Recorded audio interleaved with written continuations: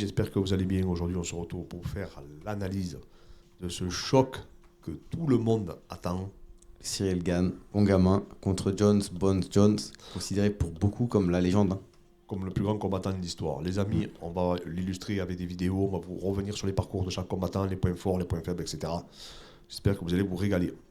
Tout d'abord, les amis, pensez à vous abonner, pensez à mettre la cloche, à nous mettre un commentaire. S'il y a des sujets en particulier que vous voulez qu'on aborde, on le fera avec grand plaisir. On commence par le parcours, Fred, de Jones. Donc Jones, il faut savoir que c'est un lutteur à la base. Il est issu d'une famille de footballeurs américains, puisque ses deux frères ont été donc, en NFL, un qui est à la retraite et un qui est encore en NFL. Les deux ont gagné le Super Bowl, donc c'est deux gros footballeurs quand même. Et donc lui, il s'est dirigé vers la lutte. Donc la lutte, il a fait la libre et la gréco, mais c'est plus en gréco qu'il s'est réussi, qui s'est illustré exactement. Et après, il a commencé le MMA et il a commencé sa carrière pro en 2008, où il a enchaîné 6 combats en 2008. Il était dans la même chambre que Covington, ouais, apparemment. En lutte, ouais, exactement. Et là, on voit d'ailleurs la photo où il lutte. Ouais, une photo qu'on a trouvée où il était en plein match de lutte. Ouais. Après, il va enchaîner 6 victoires la même année. Et la même année, en 2008, il fait un 7e combat à l'UFC contre Gus Mao, où il rentre. Et après ce parcours où il déroule, il remporte la ceinture contre Shogun. Plus jeune champion de l'histoire de l'UFC. 23 ans. Et après cela, d'ailleurs, après cela, il ne perd plus. Enfin, il n'a jamais perdu. Il a eu une défaite qui est considérée pour certains comme vraiment un vol. Mais il est en train de le tuer. Ouais. Donc c'était vraiment l'arbitre qui a fait une erreur plus qu'une défaite contre Matamil. Et ensuite, il a enchaîné donc 15 victoires. 14 victoires. Après, 13 exactement, parce qu'il y a eu le no contest avec Cormier. Parce qu'il a été contrôlé positif aux stéroïdes. Ouais. Mais il faut savoir qu'il a fait 15 combats pour le titre et il les a tous gagnés. C'est fou quand même. Donc il a fait 15 titres. 26 victoires, une défaite qui n'est pas vraiment une défaite et un no contest sur un combat gagné qui a été contrôlé positif. Non, c'est impressionnant. C'est l'homme de on le dit toujours, hein, c'est l'homme de tous les records. Ouais.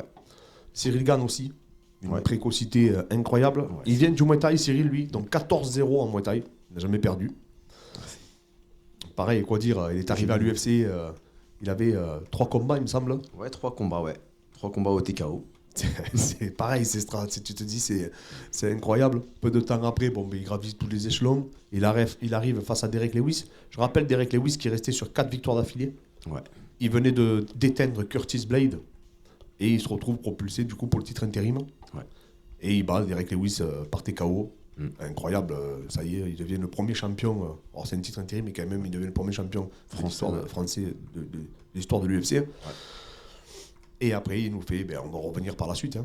Il nous fait un super combat contre Francis. Ouais. En plus, Francis, il a fait tout son parcours pareil en France, donc c'était une histoire exceptionnelle pour nous, le public français. C'était impressionnant. Ouais. Et là, il reste sur Tuivasa, il a gagné Tuivasa du coup à l'UFC Paris, en main event et tout, donc c'est assez extraordinaire. Donc voilà, 2 combattants hyper talentueux. Ouais. Franchement, c'est rare de voir 2 mecs. C'est 2 parcours franchement ultra rapides. Ouais. C'est rien à voir avec Islam Makhachev ou Khabib, où ça a pris du temps quand même. Ou de Bronx, parce qu'ils ont mis énormément de temps pour arriver. Ou il y en a Volka plein. aussi, Volka, il a galéré. Ouais.